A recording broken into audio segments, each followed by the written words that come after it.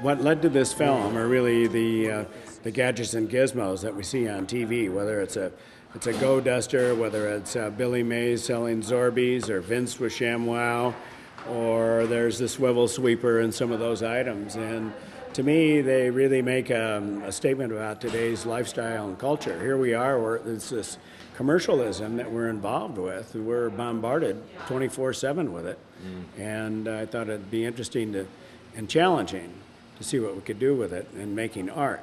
And then that art, the art series really led to in filming it, led to producing this movie, Palm Springs Charcoal. We shot the film in one day at the Palm Springs True Value because I had an installation in the barbecue department called Won't You Be My Grill Daddy? And that was with one of the gizmos that you see on the internet, and it's called the Grill Daddy Barbecue Brush. So holding the Grill Daddy Barbecue brush are these saucy mannequins, the 5 condom ints, I call them. Mustard, ketchup, pickles, mayo, and onion. That's it. And so there was one thing missing, and that was charcoal.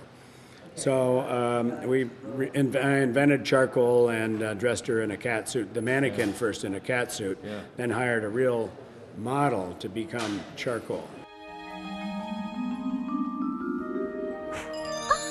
That tickles.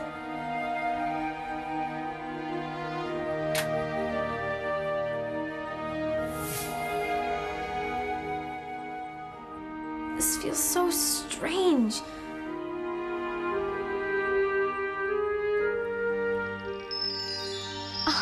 I can move. My face, my fingers, and I'm finally alive. My art is, it's for the masses, it's for people to enjoy. It's not dark, it's not meant to mean anything except for what you do see. It's fun. It's fun. It's supposed to be fun. Really, there are so-called art aficionados that maybe are more, they're more refined in their viewpoints of art, and yet there are other people that may not really understand the whole art history and have a background in art or art history, and to me that's very interesting when you can cross those lines. As an example, with the pieces I made out of crashed NASCAR sheet metal, out of transforming them, you might have standing in front of a piece of that art an auto buff, someone that enjoyed the sport, and on the other hand you have someone that really came from more of an academic or a different background and is looking at the piece in a totally different way. Yeah. But both of them are standing there enjoying what they're looking at, or trying to absorb it and take it all in. There's the art of art, and there's the business of art. The business of art is tough. It's very tough. Is that something an artist should really deal with? How are you going to expose what you've made and created? I mean, that is tough. The more you have to think about that, the tougher it is to take that energy and go back to the easel as an example. If you don't have to be at the easel thinking about that, then your life is easier with it. But as I said, I've been fortunate in being able to have been in both in business and now in art. So, but I still find myself spending a lot of time with the business of art, and the business of art is very tough. Sometimes you just need to create. You just need to express.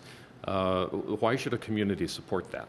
If you make it for yourself and you decide what you're going to do and how you're going to make art to communicate a message, then that's art for art's sake.